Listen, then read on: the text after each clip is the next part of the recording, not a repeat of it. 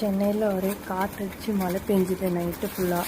So climate மொத்தமாக change ஆகிடுச்சு. Climate change ஆனாலே ஏதாவது சூடாக குடிக்கணுன்ட்டு தோணிகிட்டே இருக்கும். எனக்கு பால் காலி ஆகிடுச்சு, அதனால ஜிஞ்சர் டீ, பிளாக் டீ போடலான்ட்டு ப்ரிப்பேர் பண்ணிகிட்ருக்கேன்.